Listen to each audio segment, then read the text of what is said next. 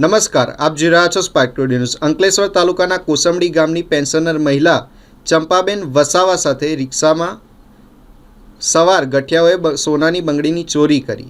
પેન્શનના કામ અર્થે ઇન્ડિયન બેંકમાં ગયા બાદ પરત ફરતી વખતે એસએસ મોટર્સ નજીક રિક્ષા ચાલક અને અંદર બેઠેલા 3 શખ્સોએ વિશ્વાસમાં લઈ પરાણે રિક્ષામાં બેસાડી ધક્કામુક્કી કરી અંદાજે 15 ગ્રામની સોનાની બંગડી કાપી લીધી। નોટિફાઈડ કચેરી સામેના જીઆઈડીસી गेट पासे उतारी आरोपीओ फरार थई गया था। घटनानी फरियाद जीआईडीसी पोलीस मथके नोंधाई छे अने सीसीटीवी फूटेजना आधारे तपास शरू कराई छे। तो नाम शुं छे? चंपाबेन रमणभाई वसावा। तमारा साथ शुं घटना घटी गई?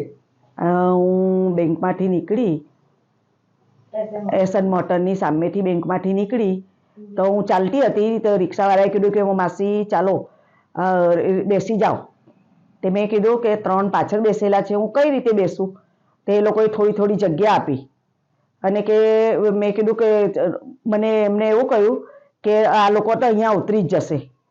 પછી પ્રટીન સુધીના આવ્યા। પ્રટીન ચોકડીથી એમને બ્રિજ ચડાવી દીધો અને નોટિફાઈની